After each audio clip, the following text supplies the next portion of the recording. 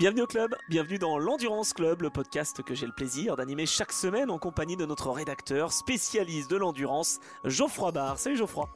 Salut Anthony, bonjour à toutes et bonjour à tous. Je suis un lancement digne d'un commentateur de Petit Le Mans. J'ai suivi la version anglaise, j'attaque direct, je sais que ça va pas te plaire, mais j'ai suivi la version anglaise, ils en faisaient des caisses. Je sais pas si c'est comme ça d'habitude. La version, pas Radio Le Mans, mais la version NBC. Et waouh, le commentateur était vraiment, il en faisait trop. Voilà, je voulais le dire. Ah d'accord, bon. Eh bien, moi aussi je vais en faire trop, puisque c'est le 80e numéro. Voilà, j'ai réveillé tout le monde. Mais c'était ça, mais tout le temps, c'était ça tout le temps. Tu vois. 80e numéro de notre podcast, qui revient donc sur la finale de Petit Le Mans, comme dirait Don Panos, ou comme aurait dit Don Panos quand il a créé justement ce championnat il y a donc maintenant quelques belles années. Saison 2025 d'IMSA rangée, pliée, ça y est, on a donc le nom des champions. Comme vous le savez dans l'Endurance Club, eh bien on va revenir sur cette épreuve, on va vous donner des chiffres, on va vous donner des infos insolites, des petites statistiques pour vous permettre d'encore mieux connaître le monde de l'endurance qui nous fait tant vibrer. Et la 55e saison de l'IMSA de l'histoire s'est conclue donc par Petit Le Mans. Bon, c'est la 12e saison moderne, j'allais dire, de l'IMSA depuis la fusion entre l'ALMS et le Grand Am. Là, ça y est, on est directement dans le jargon. Je peux vous dire, on vous a tous perdus si vous n'êtes pas spécialiste des courses à l'américaine, mais ne vous inquiétez pas. On va vous rattraper et on va vous reprendre en main, puisque le sommaire de ce numéro et de cet épisode va forcément tourner autour des champions de l'IMSA. Et cocorico, puisque les Français se sont illustrés en GTP, mais aussi en LMP2, en GTD. Partout, les Français, quasiment, se sont illustrés. Les champions sont connus, les invitations supplémentaires pour les 24 heures du Mans 2026, on en parlera également, elles sont là. Et puis on va revenir sur les différents vainqueurs, oui, de cette 28e édition de Petit Le Mans. T'as vu, nous on en a 80 numéros, Petit Le Mans seulement 28. Ah, franchement. Donc on va revenir en détail. Ah bah oui, c'est petit joueur, petit Le Mans, petit joueur. En GTP, on a eu des belles stratégies, surtout. C'était un scénario un petit peu différent de d'habitude. En LMP2, victoire française. En GTD Pro, BMW l'emporte. Et en GTD, une femme s'est illustrée. Et on en saura tout de cet équipage justement sur la voiture qui s'est imposée en GTD. Et puis on aura bien sûr, c'est quoi ton actu? On est en forme, hein. Là vraiment on a mis les flammes derrière la BMW sur la vignette de la semaine dernière. Là les flammes on les a en nous pour cet épisode, je sais pas si tu l'as remarqué. Et puis on aura la top question de la semaine, évidemment plébiscitée de plus en plus, et je sais qu'il y a des débats qui sont lancés. Voilà, ma question de la semaine dernière n'était a priori pour certains fans de ce club et de membres de ce club n'était pas assez précise, et je donnerai tout, je m'expliquerai mesdames et messieurs, ce sera ma réponse. J'ai eu des demandes de précision en DM, il y a plusieurs personnes qui m'ont envoyé des DM pour me dire mais qu'est-ce qu'il veut vraiment Anthony? Donc, qu'est-ce qu'il veut dire? Parce que souvent ça ruisselle pas pour toi les messages. Non mais c'est vrai, tu es plus souvent que moi sur des événements, et en plus des événements endurance et moderne, hein. Moi qui fais plus de listo, voilà, on est moins amené à se croiser. Mais là, c'est marrant parce que mes DM commencent à avoir des messages liés à l'Endurance Club. Voilà. Lié à l'Endurance Club et lié au fait que voilà, je ne suis pas très précis sur mes questions. Exactement. Je m'étais un petit peu protégé de ça, hein. J'avais bien compris et j'avais anticipé, mais tout sera rentré dans l'ordre à l'issue de ce podcast et de ce numéro où finalement, à Petit Le Mans, c'est Cadillac qui s'est imposé à un déroulement de course assez inhabituel, parce que, on va le dire tout de suite, il n'y a pas eu énormément de drapeaux jaunes. 3h51 minutes de course en fin d'épreuve, donc sur les 10 heures, se sont déroulés sous drapeau vert. Finalement, les débats qu'on a souvent en se disant la course à l'américaine, dans la dernière demi-heure, il y a toujours un safety car, il y a toujours un full course yellow, on remet tout en branle, j'allais dire, et on va tout remettre à zéro, et les grands vainqueurs sont déclarés juste dans les dernières minutes. Là, j'allais dire, le scénario a été bien différent, les écarts ont été pas si grands que ça finalement, mais il y a eu du drapeau vert, Geoffroy, dans cette course. Ouais, c'est ça, en fait, on a un final qui ne doit rien à un truc, comment on va dire, artificiel. Enfin voilà, comme tu l'as dit, il n'y a pas eu, comme ils nous font l'habitude, allez, à 1 heure de la fin, il y a le petit drapeau. On sait que là, du coup, ils vont pouvoir tous repasser par les stands pour remettre juste ce qu'il faut de carburant. Après, à 20 minutes de la fin, il va y avoir une touchette en GT, ils nous ressortent un full course yellow. Ah bah, yellow call yellow, hein, les jeunes appellent les jaunes. Exactement, et c'est souvent ça qui se passe, et ça nous donne comme ça cette espèce de rush, cette adrénaline. Ça leur permet aussi de passer des pubs, hein. Faut être cohérent, faut être clair. C'est ce qui se passe à la télé américaine. enfin française aussi. Mais et là, on n'a pas eu ça. Et on a eu, comme tu l'as dit, l'épreuve a été interrompue quand même pas mal de fois. Il y a eu beaucoup de sorties, ça a été animé. Mais ça s'est vraiment concentré sur le début, enfin, les 2 premiers tiers. Et là, une grosse moitié. Et comme tu l'as dit, les 3h51 avant la fin ont été en condition de drapeau vert. Ça ne nous empêche pas d'avoir eu un final quand même intéressant. Ah mais c'était exceptionnel avec de la stratégie et tout, mais c'est incroyable. Tu te dis, parce qu'on va faire un petit mot également sur Portimao en ELMS qui va avoir lieu cette fin de semaine et ce week-end samedi soir et non pas dimanche soir, comme ça au moins je place les festivités et les horaires. Mais c'était une course de l'ELMS finalement. 4 heures sans interruption, c'est du quasi jamais vu en IMSA. Et 5 secondes d'écart sur la ligne quoi. Ouais. Et 5 secondes, ça, par contre, c'est classique en IMSA. Mais je veux dire, le fait qu'il n'y ait pas avec ce run final où c'est pas interrompu. Donc ça prouve que, et je crois qu'on l'avait, enfin moi en tout cas je l'avais dit, mais je pense que tu le penses aussi, on l'avait déjà dit dans les épisodes précédents, en fait, let them race quoi, laissez-les rouler et arrêtez d'intervenir tout le temps avec des full coursiello, des trucs, des machins. En fait, quand tu les laisses courir, ça se passe bien quoi. Ils arrivent à se tenir. Il n'y a pas eu. Ouais, alors je sais, ils ont réussi à se tenir. Après, quand il y a des drapeaux jaunes, c'est pas toujours artificiel. C'est que parfois, il y a justement des petites interruptions parce qu'il y a des sorties de piste, parce qu'ils sont un petit peu turbulents. Là, je sais pas, j'ai eu l'impression qu'ils étaient vraiment très calmes. Et ça peut s'expliquer aussi parce que c'était la dernière course de l'année et que les titres étaient en jeu. Je pense tout de suite à la Porsche numéro 6 qui a pas pris tous les risques pour aller s'imposer. Ouais, en GTP, peut-être qu'il y avait cette dose de calme un peu plus que d'habitude, ça c'est certain. En LMP2, j'ai trouvé ça ultra brouillon. Oui. Oui, mais ça, c'est des pilotes bronze. Ouais, oui, mais... Pas que, mais c'est souvent aussi de ce fait-là, justement, qu'il y a des petites interruptions. Ça, je te dis, c'est l'attrait du Bob Atkin Award qui est important, ou du Jim Truman pour les LMP2. Et après, en GTD, j'ai trouvé ça brouillon aussi, mais enfin, non, pas brouillon, mais... Bon, enfin, ah bon? Il y a eu le crash dès le premier tour. Ah, là, c'est pas brouillon, c'est une erreur de trajectoire, si je puis me permettre, de la Ferrari, là. Ah, c'est incroyable. Et d'ailleurs, ça a éliminé assez rapidement de la course au titre cette voiture qui était pourtant normalement bien placée. Enfin, c'est hallucinant, quoi. Ce qui est à noter, c'est qu'on était là sur la deuxième plus forte densité de voitures au kilomètre. J'aime bien ce genre de stats. Alors bon, on va convertir en miles, hein, vu qu'on était aux États-Unis, mais en gros, bien sûr. À Indianapolis, il y avait comme là, il y avait 53 voitures au départ, et à Indianapolis, ça faisait, si tu prends le déroulé du circuit, la longueur totale, ça faisait 21,73 voitures par mile. Là, on était à 20,87. Et en fait, je vous dis ça pourquoi? Parce que donc ça veut dire que tu as 20 voitures en mile, c'est quoi? C'est 1 km 6 quoi. Ouais, voilà, 1 km 609, 1 609. Voilà, vous retiendrez un 609, 1 609, ça fait un mile. Et c'est vraiment c'est les deux densités Indy et Road Atlanta, c'est les deux densités les plus élevées, parce que Daytona, à titre de comparaison, c'est 17 voitures sur la même distance, sur 1 mile. Laguna Seca, c'est 16, et Watkins Glen, pareil. Donc tu vois, c'est vraiment que il y en a vraiment 3 à 4 de plus. Enfin, c'est énorme, quoi. Ouais, mais la seule différence, c'est que Petit Le Mans, c'est vraiment un tracé qui, on l'a dit la semaine dernière pour présenter, est très très difficile à maîtriser déjà quand on est seul. Alors avec le trafic, je n'imagine même pas.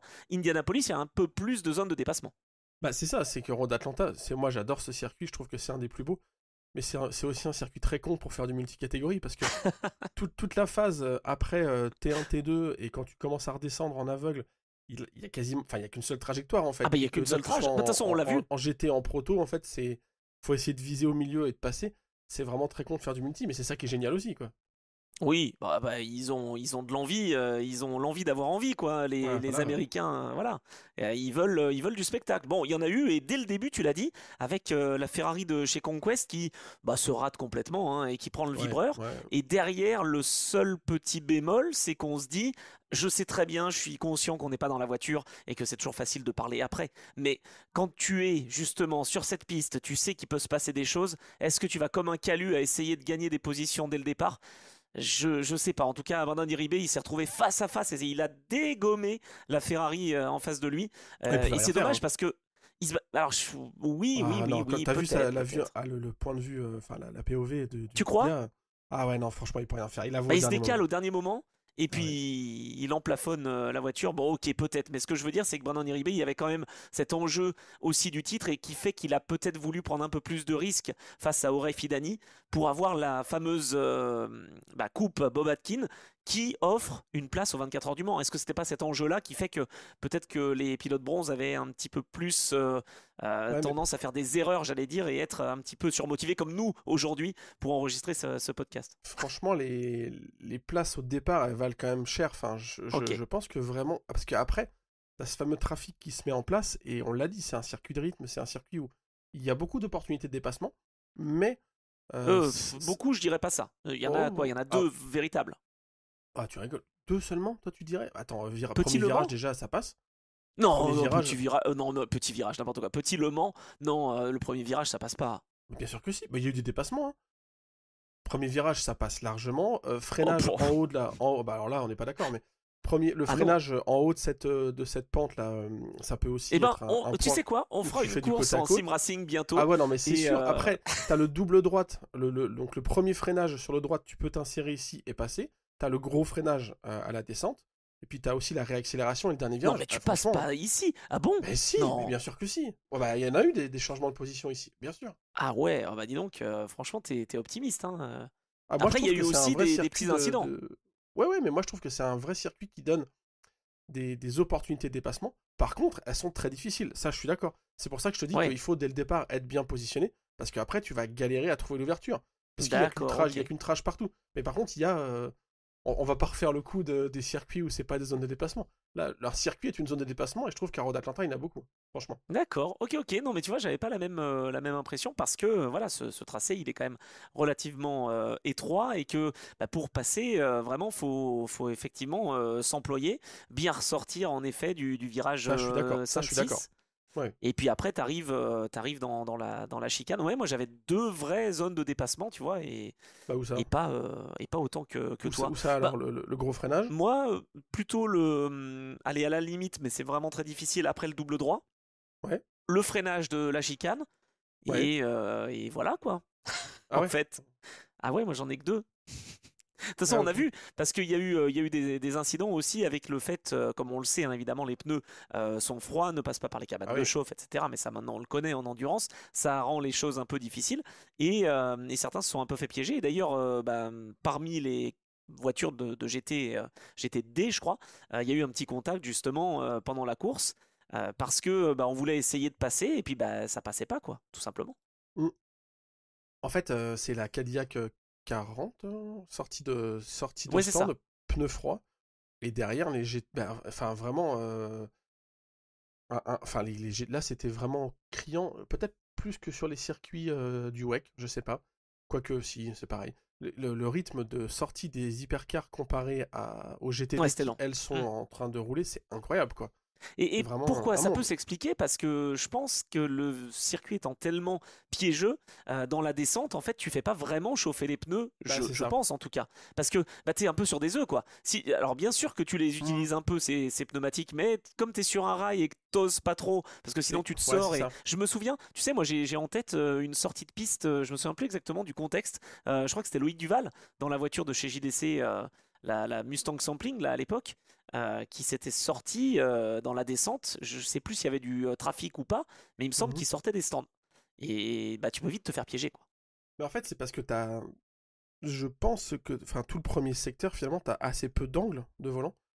C'est ça. Quand tu sors des stands à vitesse limitée et quand on enlève le limiteur, t'es quasiment déjà droit. Donc en fait, après, il y a de l'angle, évidemment, il y a des virages. Mais c'est quand même assez faible. Et moi, je pense que tu mets vraiment du temps à chauffer. C'est pas comme au Mans où pas mal de pilotes disent que sur les composés les plus... le fameux soft, medium, bref, celui qui est pensé pour les températures les plus élevées, en général, sur une hypercar, en un tour, t'as déjà enlevé ce qu'il fallait, et au pire, sur un médium, en 2 tours, t'es dans la fenêtre, et ça le fait. Là, je pense qu'au petit Le Mans, il faut vraiment 2 bons tours sur n'importe quel set de pneumatique, quoi. Ouais, au moins un gros tour, effectivement, même si ces Michelin sont très performants. Et d'ailleurs, je tiens à préciser qu'il y a une nouvelle, et on en aura quelques-unes des nouvelles dans cet épisode, parce qu'il y en a eu qui sont tombées. Michelin a signé jusqu'en 2035 pour être le manufacturier unique de l'IMSA. Donc ça, c'est plutôt une bonne nouvelle aussi. C'est c'est un bon indicateur de la santé de l'IMSA, je dirais, parce que ce championnat américain continue d'avoir des concurrents, des constructeurs, et notamment Porsche. Allez, je viens tout de suite dans le vif du sujet. Porsche qui a annoncé l'arrêt, incroyable, quelques heures après Ouais. qu'on ait enregistré l'épisode la semaine dernière, l'arrêt du WEC, j'y croyais pas, franchement, à l'issue de la saison 2025. En revanche, le programme continue en IMSA et en Formule électrique. Et avec le titre, parce qu'on va le dire, Mathieu Jaminet et Matt Campbell ont réussi à décrocher le titre pour Porsche Penske avec la numéro 6, eh bien il y aura une place forcément aux 24 heures du Mans. Donc comment est-ce qu'on explique Non. que Porsche ne soit plus en WEC et continue quand même dans le programme nord-américain? Non. Enfin, alors ça... Attends, parce qu'il y a Quoi? deux Comment sujets. ça non? Ah bah ils seront pas au Mans. Enfin, il y a deux sujets. Ah bah ils ont une place, non? Ah bah non. Alors, attends. Deux sujets. Un, pourquoi ils continuent pas en WEC et ils font que Oui, ça? alors pourquoi? La raison officielle, c'est parce qu'ils réalignent leur stratégie sport auto et qu'ils préfèrent se focus sur la Formule I qui est donc électrique, donc plus en cohérence avec la gamme produit, et se focus sur l'IMSA parce que c'est un des marchés sur lequel ils perdent le moins d'argent. Enfin, les ventes de voitures s'éclatent complètement chez Porsche, donc ils préfèrent se concentrer sur un marché. Moi, je crois qu'ils ont perdu 20% ils vendent des voitures. De vente. Ouais, ils vendent quand même des voitures et en plus, ils gagnent les titres. Et on va pas se mentir, c'est plus simple de gagner un IMSA qu'en WEC. Oui, pour eux. Ça, c'est sûr. Et puis le WEC, je pense que c'est une ligne de budget assez importante, mine de rien. Il y a plus de déplacements, c'est bête, mais voilà, quand tu es avec Porsche Penske, tu es aux États-Unis, bon, ça fait des déplacements assez imposants quand même, parce que les États-Unis c'est un continent, mais bon, c'est quand même moins grand que d'aller de Bahreïn au Qatar. En fait, je pense qu'il fallait faire sauter une ligne du budget sport automobile vu les milliards qui sont en train d'être perdus par Porsche, et donc c'est le WEC qui trinque. C'est une excellente nouvelle, moi je trouve. Ah bon? Ouais, parce que ouais, vraiment, moi ça me dérange pas du tout. Parce que je pense qu'ils sont, et après je vais enchaîner sur est-ce qu'ils seront au Mans ou pas. Je trouve qu'il y a un côté un peu chouineur. Ça fait 3 ans qu'ils ne gagnent pas le Mans. Bah ouais, mais bon, ils ont fait un choix de partir sur une LMDH plutôt qu'une hypercar maison, ce qui est complètement incroyable pour Porsche et pour tout ce qu'on connaît comme savoir-faire technique, etc. En off, on a eu quelques infos, toi comme moi, du fait qu'ils n'ont pas du tout capitalisé sur le programme 919. Ils n'ont pas du tout, je parle avec le capital humain, quoi. Ils n'ont pas du tout utilisé des gens qui pouvaient être impliqués dans cette aventure, qui finalement est assez récente quand même, hein, qui a moins de 10 ans. Ils n'ont pas du tout utilisé ce savoir-là. Le management est assez contestable par rapport aux pilotes apparemment aussi. Enfin bref, c'est pas dans les standards qu'on a l'habitude de voir. Et je pense que c'est un signal faible du fait que l'ACO et la FIA ne cèdent pas, contrairement à ce qu'ils ont pu faire par le passé il y a 30 ans, la FIA. Ils ne cèdent pas face aux exigences des constructeurs. Et donc, à mon avis, ça signifie qu'en coulisses, il y a des discussions pour faire en sorte qu'on se dirige tous vers une plateforme commune LMH, LMDH, mais ils n'ont pas cédé au fait qu'on supprime les LMH et qu'on garde que les LMDH. En fait, Porsche est en train de se dire, si on veut gagner, il va falloir qu'on redéveloppe une caisse, parce qu'il y aura un nouveau règlement. Mais on va pas pouvoir garder cette LMDH. En l'état, en tout cas, ça restera toujours compliqué de gagner le Mans. D'ailleurs, on le sent, parce que, parce que Toyota redéveloppe une voiture, Peugeot va sortir une nouvelle voiture, un nouveau modèle. Enfin voilà, ça demande de l'implication aussi pour pouvoir revenir au. Ils veulent pas jouer, ils veulent pas. Ou ils ne peuvent pas, peut-être, sur l'implication, j'allais dire financière. Oui, ça oui, mais ils ont pas voulu au départ. Enfin voilà, on va faire du roller en ligne et non, tu sors ta vieille paire de patins. Bah, je suis désolé, t'as pas. Enfin, en fait, non.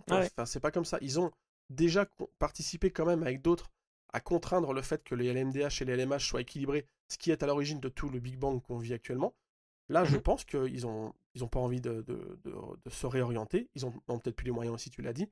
Et bah, du coup, ciao. Et c'est pas grave, ils reviendront le moment où il y aura une fenêtre, une opportunité. Porsche, ils ont pas loupé de grandes campagnes, mis à part le LMP1, mais ils ont laissé la main à Audi aux 24 heures du Mans. LMP1, je parle les premières années, LMP 900, quoi. Mis à part cette épopée-là, et en plus, ils avaient développé une voiture qu'ils n'ont pas utilisée, mais ils n'ont pas loupé d'autres opportunités, donc ils reviendront si vraiment il y a un monde hypercar 2, tu vois, enfin une next-gen hypercar, ils seront présents, j'ai pas de doute. Par contre, est-ce qu'ils seront présents au Mans 2026 ? Alors attends, avec cette 963 qui n'a donc pas gagné au Mans. Voilà, et ben ils ont une invitation comme tu l'as dit, oui mais non, parce que le règlement du WEC impose que pour venir aux 24 heures du Mans, il faut que tu sois engagé dans le championnat du monde, dans le WEC. Et ben alors peut-être qu'ils passeront par Proton. Des voitures privées. Si jamais il y a des modèles privés de 963 qui sont engagés, sauf qu'il en faut 2 par équipe, puisque maintenant c'est obligatoire d'avoir 2 voitures sous la même bannière. Ah oui. Et Proton, ils n'ont jamais eu 2 entre les mains, donc je ne vois pas qui va engager 2 voitures. Donc, sauf si Proton trouve une valise de billets ou un support Et est-ce qu'on pourrait imaginer une voiture, tu sais, la semaine dernière, on a parlé de Lamborghini qui cherchait désespérément des équipes pour engager des voitures, etc. Oui. Est-ce que Porsche serait... J'ai rien entendu là-dessus, mais je te donne l'info comme ça, comme j'y ai pensé, comme je l'ai pensé et imaginé. Pourquoi pas trouver une équipe comme, j'en sais rien, Inter-Europol Compétition, par exemple, qui puisse avoir une Porsche, maintenant qu'ils ont de l'expérience en LMP3, en LMP2, c'est peut-être le moment de venir en hypercar pour eux, pour essayer de se battre justement dans la grande catégorie. Est-ce que ça pourrait éventuellement, je dis Inter-Europol ou d'autres, mais les intéresser? Moi je pense qu'ils peuvent vendre des châssis dans le sens où si ça leur rapporte de l'argent et ça fait tourner Porsche, c'est ce qu'ils cherchent actuellement, à gagner de l'argent. Donc ouais, par contre faut pas s'attendre, enfin je pense que le soutien tu vas le payer bien cher là. Tu vas payer. Et puis il n'y aura pas de développement. C'est ça aussi l'autre. Là tu vas tout payer 2 fois le tarot. Donc à mon avis c'est pas le moment d'être client Porsche en hypercar. Donc attends, donc cette place là aux 24 heures du Mans, elle est finalement pas caduque, mais bon, elle n'est pas possible à honorer. Pour moi, elle est compliquée, mais ça, à la limite, on s'en fout. Enfin, on s'en fout. C'est dommage. Comment ça, on s'en fout? Non, mais au pire, non, mais j'essaie de prendre un peu de recul parce que bon, ça reste du sport auto. Enfin, ça reste. Tu vas voir ce que je veux dire après. En fait, bon, oui, mais bon, et en même temps, ils se retirent du WEC, donc bon, s'ils sont pas l'année prochaine, ça fera comme Lamborghini qui n'a pas été convié, etc. Par contre, s'ils sont pas en hypercar, est-ce qu'on a les 911 en GT3? Oh bah oui. Pourquoi? Parce que c'est pas censé être une implication officielle, puisque... oui, c'est vrai, c'est vrai. Non, t'as raison. Mais Lamborghini, je pense que si on n'a pas eu les Huracan cette année en WEC, c'est parce qu'il n'y avait pas d'équipe justement qui les engageait. Aussi, bien sûr, je sais. Mais je pousse un peu le truc loin. C'est vrai. Non, mais t'as raison, parce que c'est vrai que l'ACO veut absolument, et on le voit bien d'ailleurs, hein, c'est le mouvement qui est lancé, veut absolument qu'on ait des voitures en GT3 et ensuite en hypercar. Alors, d'un autre côté, si le constructeur est engagé en LM GT3 et pas encore en hypercar, ça peut passer. Mercedes notamment. Mais l'inverse, c'est vrai, est plus difficile à gérer. Pourquoi pas Genesis, hein, ils seront en hypercar, ils seront pas forcément en LMGT3. Il y a peut-être des possibilités de s'arranger, quoi. Mercedes le fait, voilà, mais je pousse le truc un peu loin, je fais exprès. Ouais, je comprends. Mais s'il y a pas de je serais Porsche déçu de ne pas retrouver Porsche quand même. Non, mais attends, mais c'est pas possible. S'il n'y a pas de 911 au Mans, ça serait la première fois depuis 92, je pense.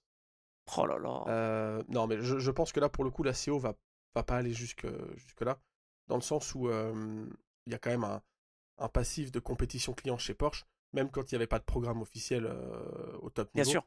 Il y a toujours eu des Porsche engagés. Donc, oui, mais bon, d'accord. Mais il faut, comme tu dis, il faut des engagés. Enfin, il faut des engagements, je veux dire, de la part d'équipe. C'est vrai que là, on parle de Proton. Attends, Proton, ils étaient censés être en IMSA. Ça fait deux semaines de suite, enfin 2 week-ends de suite, qu'ils sont absents. On se souvient qu'ils avaient eu un gros crash à Watkins Glen. La voiture, elle est toujours pas engagée et elle n'était pas à Petit-Le Mans. Hein. Donc voilà l'état de la présence Porsche qui, à mon avis, sera donc limitée. Mais par contre, tu vois, l'inverse, c'est que si jamais on a 2 Porsche, même si elles sont privées, en hypercar, en WEC, et du coup, l'invitation officielle peut être honorée. Ok, je comprends.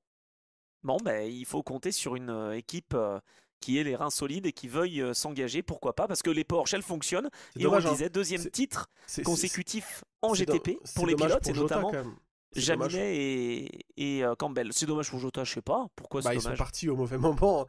Là, ils auraient pu devenir équipe usine. Ils ont la Cadillac. Oui, mais ils auraient pu devenir équipe usine Porsche, quoi. Ouais, mais ils sont. Alors moi, je suis pas sûr qu'ils aient perdu au change. Hein. Être équipe d'usine Cadillac, vu que ce qu'ils en font des Cadillac, je trouve que c'est quand même pas mal. Hein. C'est vrai, c'est vrai. Non, ça. Bon, en tout cas, donc titre pour Porsche quand même. Et je disais Cocorico parce que Mathieu Jaminet décroche son 2e titre. D'ailleurs, c'était déjà avec Matt Campbell en IMSA après celui de GTD Pro en 2022, puisqu'il roulait avec le PFAF Motorsport. Et ça faisait depuis 2010, la semaine dernière on en a parlé, qu'un champion français n'ait pas été décoré au général depuis Simon Pagelot. Donc voilà, Cocorico double pour Porsche et pour Mathieu Jaminet. Bravo à lui parce qu'il a une sacrée carrière et il commence à les enchaîner justement les titres. Et puis 48e titre, toutes disciplines confondues pour Penske. C'est juste incroyable. Depuis 2012, Penske, que ce soit en NASCAR, en IndyCar, en IMSA, ils ont décroché un titre chaque année. Bravo. Et 63e victoire de Porsche en IMSA, je crois. Oh, pour la 963, c'est pas mal. J'ai vu ça. Ouais, j'ai vu ça. Et attends, et j'ai même une autre stat. Vas-y, abordez-la pour ça. Pour l'équipe Wellen, je sais pas comment il s'appelle, etc. Ah oui, mais alors là, d'accord, mais ça on va y arriver, c'est Cadillac. Ok. Ouais, t'as la stat aussi ou pas? Bah, je sais pas laquelle tu veux dire, évoquer, mais vas-y, dis-le. Bah, j'ai lu que c'était leur 31e victoire. Ah, pas mal. Pas mal, oui, tout à fait. Je l'ai aussi, mais j'avais pas fait le rapprochement alors qu'ils ont le numéro 31, évidemment. Bien sûr. Pour Action Express Racing, bien sûr. Deuxième victoire consécutive après Indianapolis, donc cette année, puisqu'on disait que Cadillac ne gagnait pas. Eh ben, c'est la deuxième fois consécutive qu'ils gagnent. Et c'est la première fois d'ailleurs pour cette équipe Action Express qu'ils obtiennent 2 succès d'affilée. C'était en 2019, depuis Sebring et Long Beach. Deuxième victoire à Petit Le Mans pour cette équipe, après celle de 2019. Et Earl Bamber, Fred Vesti et Jack Aitken sont les premiers, enfin en tout cas c'est la première victoire pour le trio à Petit Le Mans, donc voilà, ils entrent dans l'histoire eux aussi de cette épreuve. Et ce qui me fait rire, et après on aura bouclé je pense sur Porsche, c'est que ils n'ont donc, enfin ça a échappé à personne, qu'ils n'ont toujours pas gagné Le Mans évidemment, et c'est aussi je pense une des raisons qui font qu'ils se retirent, parce qu'ils claquent un peu la porte. Ils sont persévérants, mais finalement pas tant que ça, puisque les autres restent et vont essayer. Et la 963 a gagné partout, sauf au Mans, et sauf au Petit Le Mans aussi. C'est ça qui est quand même fou. C'est que même la course qui s'appelle Petit Le Mans, ils l'ont pas gagné non plus, quoi. Enfin, voilà. Parce que là, ils auraient pu, tu vois, c'était pas loin quand même. Hein. Mais non. Ils avaient quand même réussi. Enfin, ils ont réussi, on l'a dit, à gagner au général quand même, mais pas avec une proto. C'est vrai que c'était en 2015 que Porsche a gagné à Petit Le Mans avec Porsche a des victoires. Oui, non, mais ça d'accord, mais. Pas des victoires, non, une seule victoire. Une seule victoire pour Porsche, incroyable, à Petit Le Mans. C'est un petit palmarès à Petit Le Mans pour Petit Porsche. Ouais, contrairement aux 18 et 19 victoires. 19 au Mans, 19 à Daytona, je crois, et Sebring 18, un truc comme ça. Incroyable. Ouais, c'est vrai. En 28 éditions, c'est Audi qui a raflé la mise, hein, évidemment. 9 victoires entre 2000 et 2008. Bon, bah oui, forcément. Cadillac, quand même, qui, grâce à la victoire d'Action Express Racing, porte son total à 5. Donc, mine de rien, Cadillac devance Peugeot, devant Sakura, au niveau des victoires à Petit Le Mans. Ce qui est bien, c'est que les victoires d'Audi, là, elles sont rangées en plus dans le bon ordre. Il n'y a pas une victoire Bentley au milieu. C'est 2000-2008. Non, mais c'est vrai. Ce qu'il aurait dû avoir au Mans, quoi. Ouais, c'est pratique dans ma mémoire, tu vois, c'est beaucoup plus clair que. Enfin, ça va, la Bentley, j'oublie pas au Mans, mais en tout cas, puis il faut rajouter après la Peugeot, enfin bref. Mais là, 2000-2008, c'est full Audi, quoi. Ouais, c'est ça, c'est bien rangé, c'est parfait pour les stats, mais c'est pas parfait pour le spectacle en piste. Hein. Même si les Audi, à l'époque, entre elles, se battaient. Donc, j'allais dire. Tant mieux, ça au moins on était quand même gâtés à ce niveau-là. Bon, par contre, on a évoqué Cadillac. Cadillac, finalement, c'est bien côté Action Express Racing, de façon assez miraculeuse, j'allais dire, en fin d'année. Par contre, Wayne Taylor Racing, mais ils sont où? Et ils sont où? Et ils sont où? Non, mais c'est incroyable. Ils sont pas là du tout, quoi. Ils ont pas de victoire depuis leur retour à Cadillac. Bah oui. Ouais, c'est vrai que je comprends pas trop.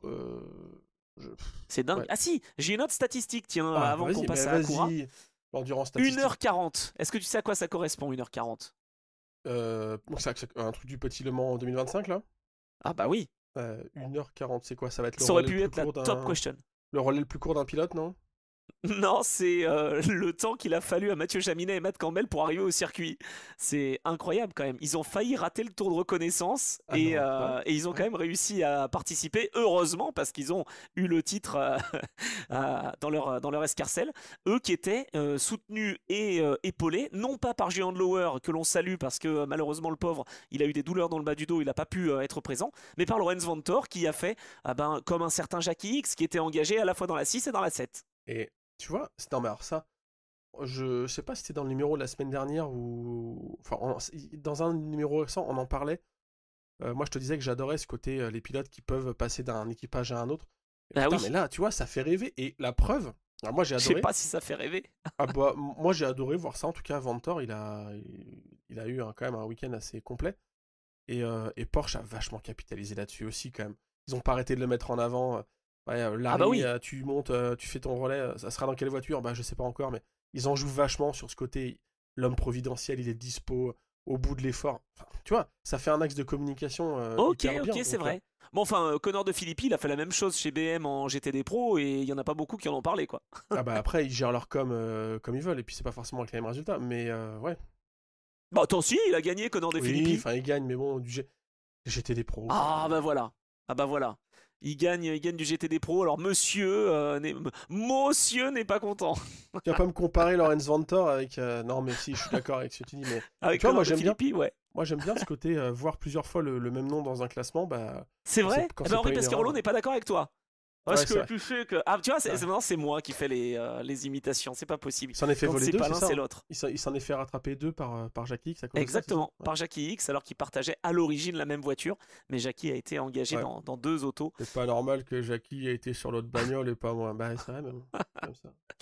Moi, je suis d'accord avec Henri, Oui, mais bon, voilà, Jackie X a été capable aussi finalement de faire des remontées, des remontadas incroyables, donc ça fait partie de l'histoire. Mais voilà, en tout cas, petit clin d'œil, c'était un pilote belge encore qui rappelle un pilote belge, donc voilà, ça me faisait plaisir de le noter. On va parler d'Acura avec ces autos qui normalement auraient dû peut-être jouer les premières positions, et puis il y a eu une petite crevaison pour la 93, il y a eu un problème de boîte de vitesse, enfin, il y a eu pas mal de petites choses. Mhm. Non, crevaison, c'est pour la BM, pardon.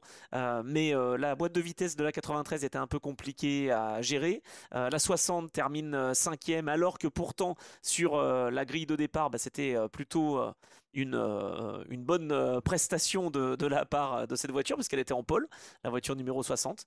Bon, ça a été une course un petit peu difficile au vu du scénario qu'on a évoqué, parce que finalement, c'était à la stratégie que ça s'est joué. Cadillac, encore une fois, comme Indianapolis en fait, hein, avec la 31, qui a su jouer avec une bonne conso et une bonne gestion. Mais que dire derrière? Je suis passé vite sur Acura, hein, t'as vu, qui termine 5 et qui Non, mais termine tu peux combien? dire qu'il y avait la 5 pole, il y a quand même la vitesse, et quoi. 7. Ouais. Oui, oui, oui. Et puis il y avait surtout un Français, Tristan Vautier, qui était dans cet équipage. Ça faisait depuis Olivier Plat qu'on n'avait pas eu un Français qui était dans cette équipe Meyer-Shank. Mais ça n'a pas vraiment payé, malheureusement. Bon, on s'est retrouvé avec des voitures qui étaient placées, mais pas forcément aux avant-postes. Mais moi, je voulais revenir quand même sur la performance de ce week-end. Mais ils sont incroyables. Ils sont vraiment phénoménaux. C'est l'équipe Aston Martin.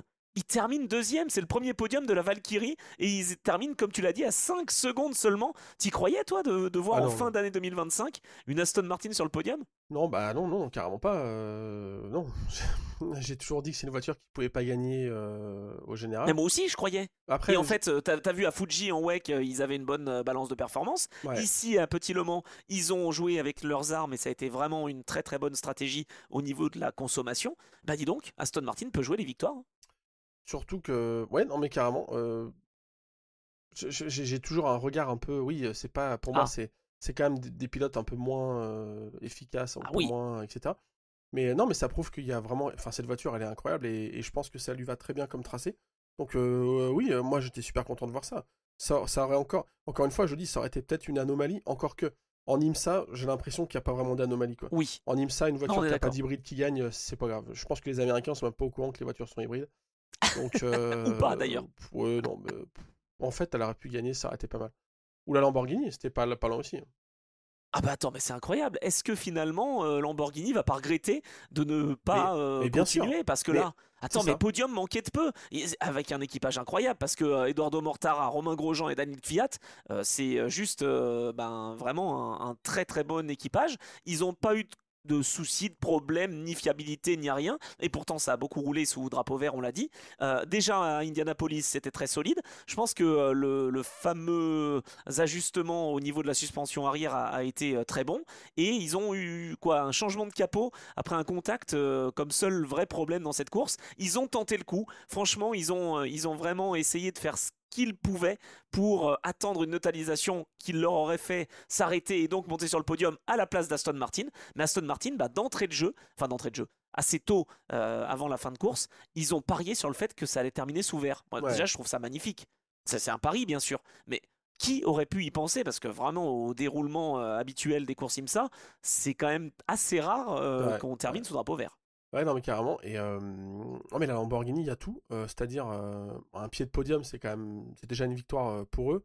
Après une saison oui. Non, bah si, enfin une saison quand même qui est partielle. Ils ont fait que les courses d'endurance. Donc, c'est vrai. En termes de roulage, à une seule bagnole, c'est quand même faible. Et avec des moyens, on l'imagine, beaucoup moins forts qu'ailleurs. Et même, je sais pas s'ils sont comparables à Aston Martin, mais pour moi, je les mets encore en dessous en termes d'investissement et Ah bah moi aussi. de technique. Non, je mais sais voilà, pas si c'est vrai. Pour dire que c'est quand même... aussi. Ouais, voilà, c'est quand même pas mal.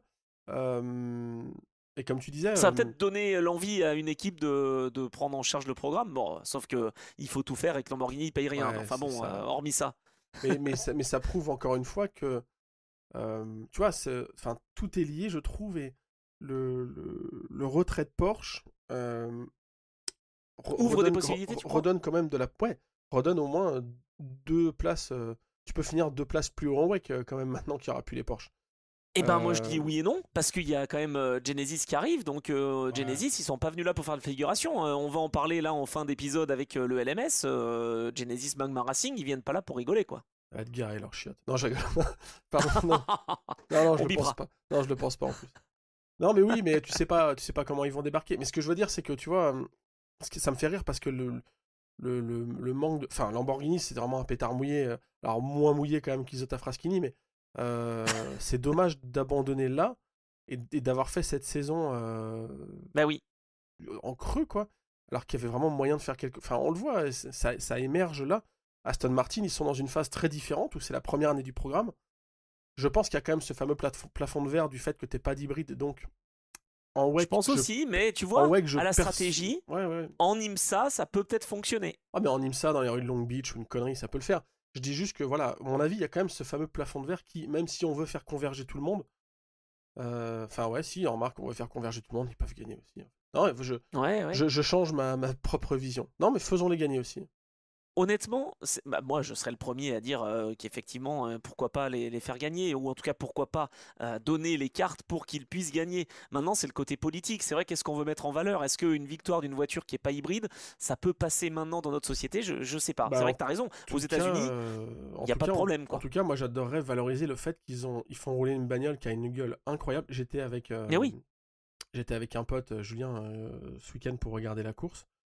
Qui n'a pas une culture sport auto comme on peut l'avoir, qui regarde comme ça de manière casuelle, quoi, on va dire. Et le premier truc qui lui a sauté au visage, il a vu la Stone qu'il n'avait jamais vue avant, la Valkyrie. Il m'a dit, mais elle est incroyable cette caisse. Et ben voilà. Et voilà. Et donc, la 963, il avait déjà vu, tu vois, Lamborghini, les Acura, machin. Ok.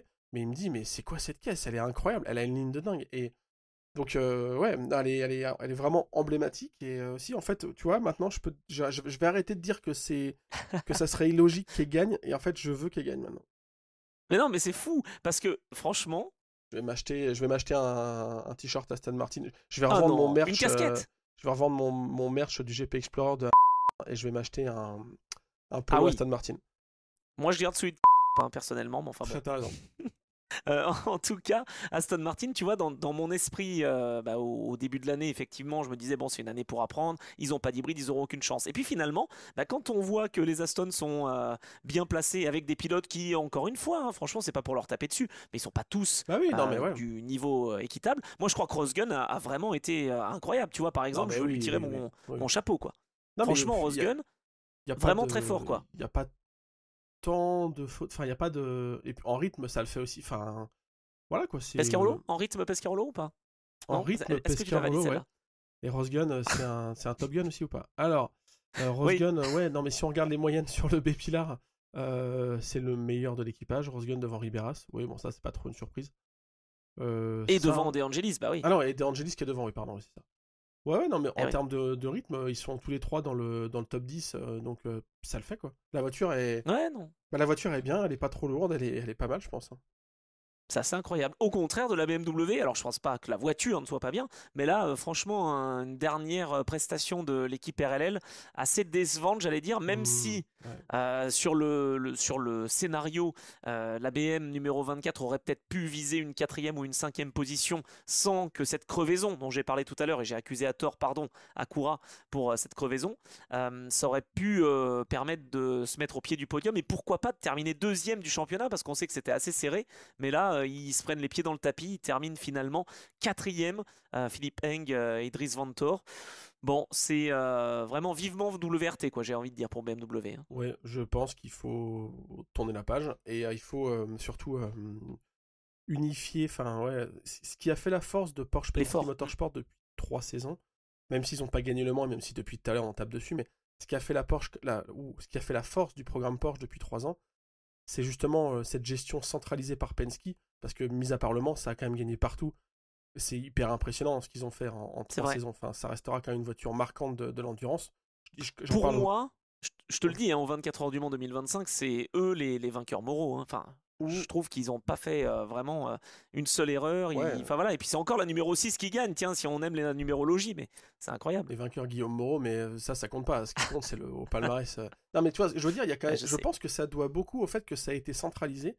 Et s'ils avaient une approche Penske pour le programme IMSA et je sais pas, une équipe satellite en Europe. Jota.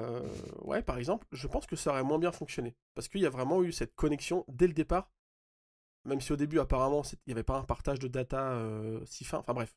Je pense que ça a marché. Et BM, là, ils vont reconnecter, ça va bien marcher.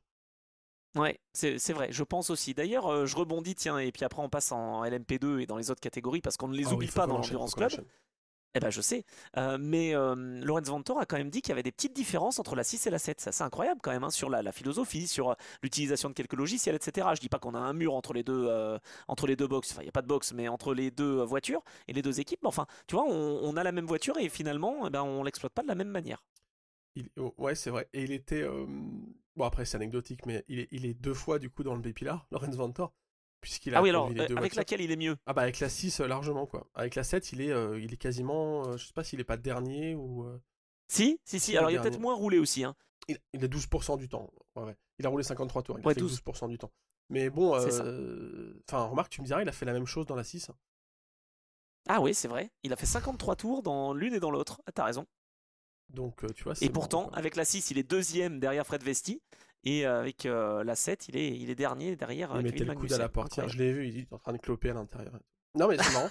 Mais oui, je pense qu'il y a des différences. Et en même temps, c'est assez logique, puisque il rejoint 2 équipages. Enfin, il a pris une place, mais bref, vous comprenez. Il y a des réglages différents selon le feeling des pilotes, selon la façon dont ils veulent du survirage, du sous-virage. Enfin, voilà, donc c'est assez logique, en fait. Enfin, il m'aurait dit que c'est la même voiture, j'aurais trouvé ça surprenant. Ah ben moi non, tu vois, je me serais dit que, après ça dépend des pilotes aussi, mais je me serais dit quand même qu'on avait une belle base et que ça pourrait alors moi je pense que ça c'est un leurre et que en réalité des voitures, mais même dans une formule monotype, je me lance peut-être dans un truc où je vais trop loin. Non, c'est vrai, non je crois que tu as raison. Peut-être que je dis n'importe quoi, mais tiens, je fais un parallèle encore avec l'Alpine Cup Elf Series by AWS, etc. L'Alpine Cup, tu vois,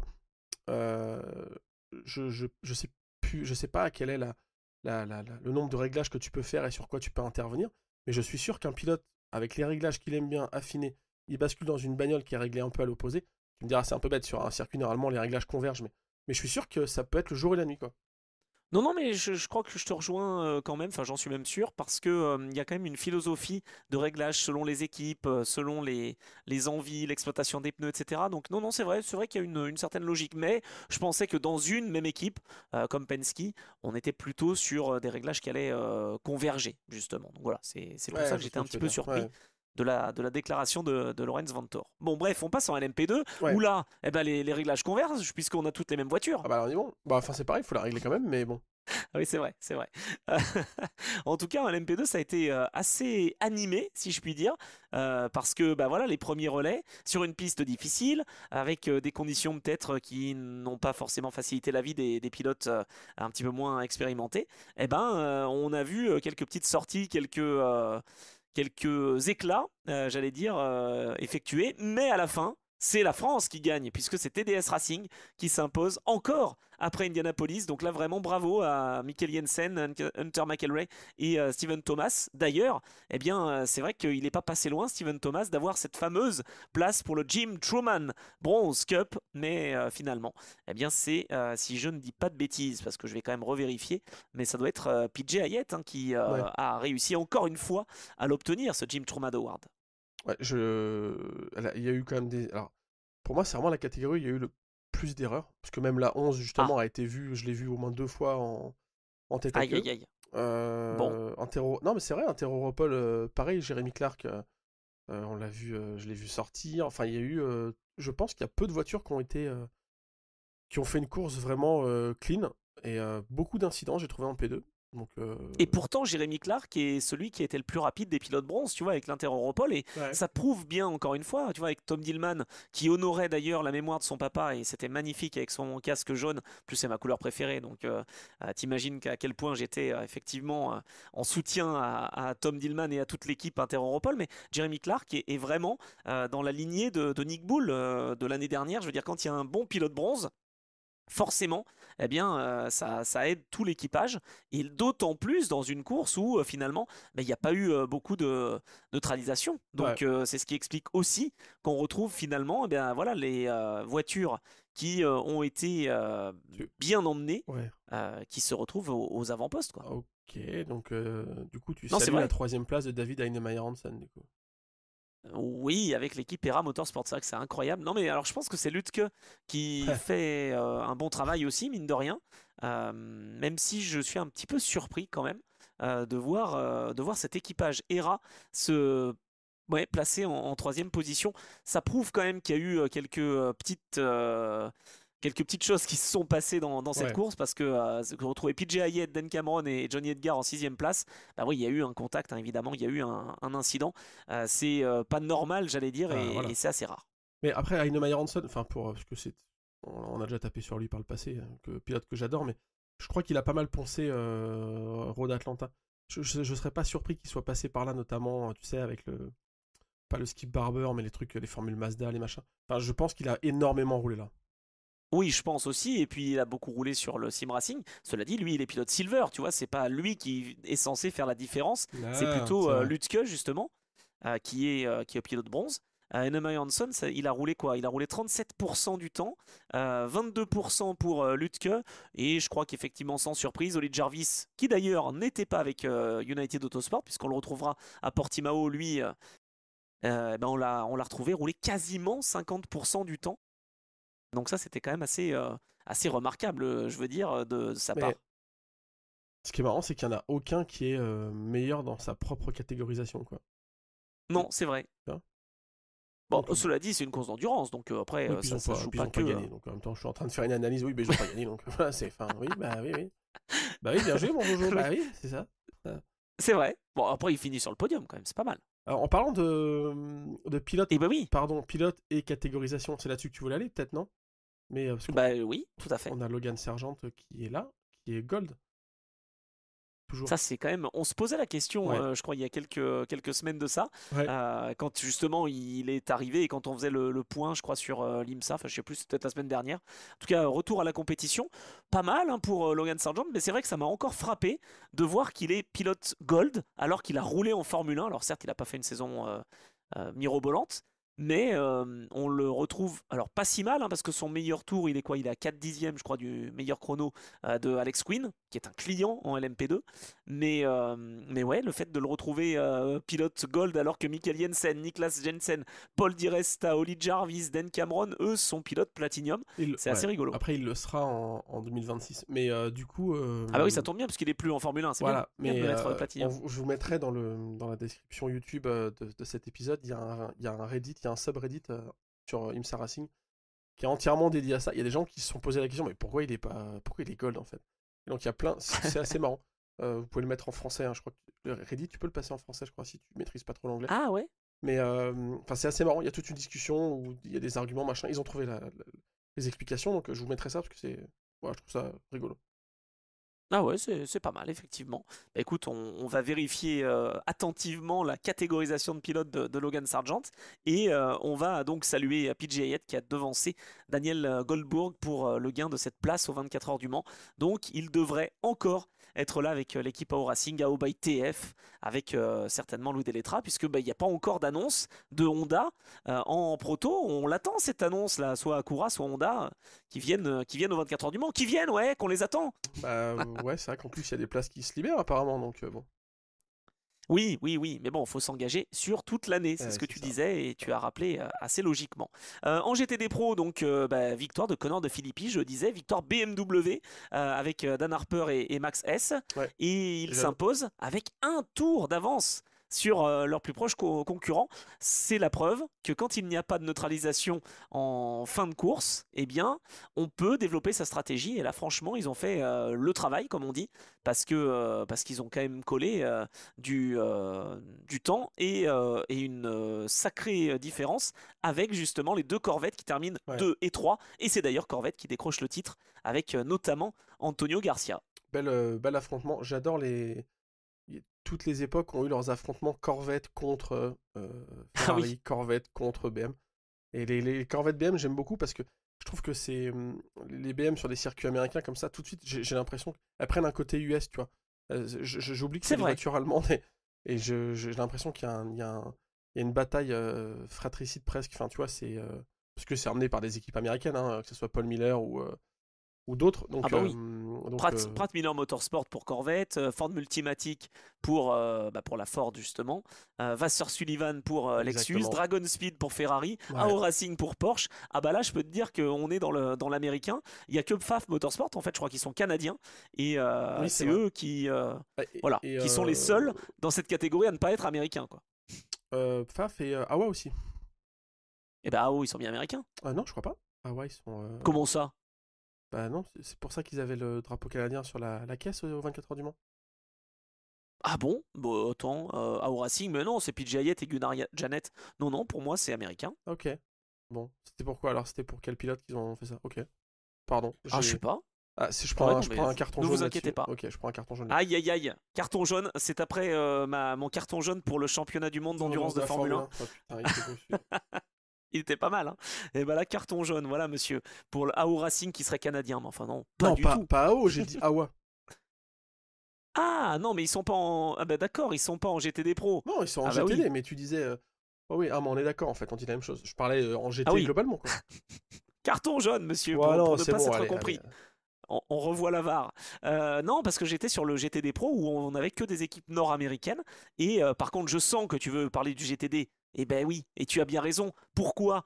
Pas parce que Ferrari s'est imposé, c'est très bien, mais parce qu'une Française s'est imposée, mesdames et messieurs. Lilou Wadou, elle n'arrête pas de gagner. Elle gagne en Europe, elle gagne aux États-Unis, elle gagne partout. Et c'est elle, avec Simon Mann et Alessandro Pierguidi, qui a réussi à s'illustrer pour 4 petites secondes devant la Ferrari Triarci Competizione. Je crois franchement qu'on peut lui tirer un grand coup de chapeau à Lilou Wadou. C'est elle qui a été la pilote au départ. Elle a mis en place les choses pour la Ferrari 296 de chez F. Corset et cette voiture aux mains de Simon Mann et surtout d'Alessandro Pierguidi a terminé le travail. Superbe performance et une victoire d'une femme. Ça faisait un moment que c'était pas arrivé à Petit Le Mans.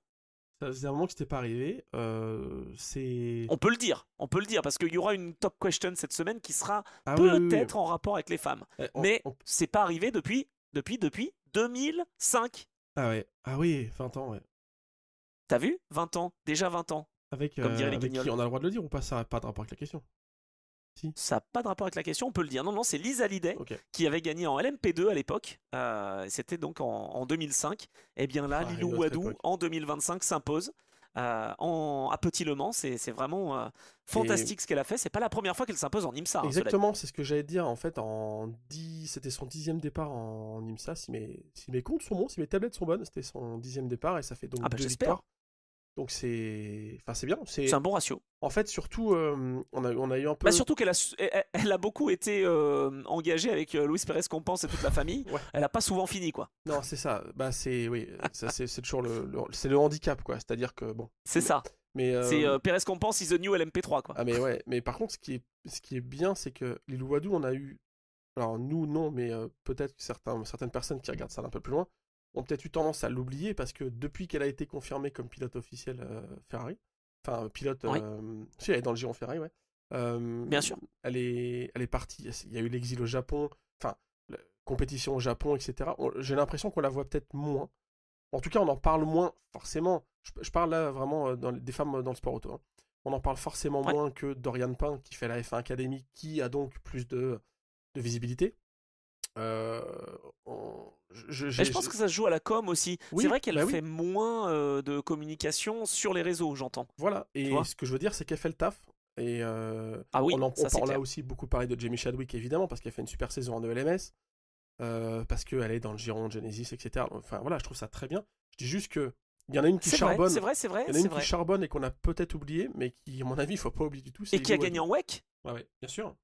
Qui est la première femme à être pilote Ferrari officiellement. Elle a gagné en ELMS, là elle gagne d'ailleurs cette année à plusieurs reprises. Et d'ailleurs pour Portimao, puisqu'on va parler, oui je vous le dis, de l'ELMS, depuis tout à l'heure je vous le dis, elle est encore en lice pour une bonne position au classement général. Donc vraiment faut pas l'oublier Lilou, moi je trouve vraiment qu'elle est solide et je suis content de la retrouver parce qu'elle est... Ouais, c'est ça. Elle est en tête du championnat quand même. Moins de com, moins de réseau, mais plus de résultats quoi. En tout cas, elle se concentre sur son pilotage, ça c'est sûr. Donc c'est top quoi. Et surtout, elle fait ce qu'on lui demande et ça c'est vraiment apprécié parce que tu vois l'équipage sur lequel elle se trouve en Europe, évidemment comme c'est une pilote officielle Ferrari, on la place à cet endroit-là. C'est comme les pilotes Porsche. À un moment, Jean Lower roulait avec je sais plus quelle équipe. Il avait aucune chance de gagner, mais il était placé par Porsche. Et là c'est pareil. Lilou Wadou, elle est placée par Ferrari et force est de constater qu'avec 2 victoires cette année en Europe, c'est pas mal. Et elle va arriver à Portimao avec une victoire donc à Petit Le Mans. Petite Le Mans, moi j'aime bien le dire comme ça depuis la semaine dernière. Je suis content pour elle parce que c'est une bosseuse et comme tu l'as dit, c'est une meuf qui est appliquée et qui écoute et qui à mon avis ira loin. Et voilà, c'était juste que je voulais juste faire cette petite parenthèse sur le côté communication où peut-être que c'est moins présent que d'autres femmes pilotes, mais ça envoie du bois. Ouais, c'est clair, t'as raison. Et attends, cette victoire à Petit Le Mans avec les points intermédiaires, etc., fait que elle gagne avec Simon Mann et Alessandro Pierguidi la Michelin Endurance Cup en GTD. Ah, mais le palmarès commence à être bien sympa. Hein. Ouais, c'est ça. Alors après, je sais pas quelle valeur donner à cette Michelin Endurance Cup. Est-ce que vraiment sur le long terme, ça sera vraiment reconnu en disant oh là là, mais le vainqueur 2023 de la Michelin Endurance Cup, mais tu te rends pas compte, c'était la voiture de chez Awa Racing. Bon, voilà. Non, par contre, une victoire au Petit Le Mans, ça parle clairement. Ça, je suis d'accord. Ouais.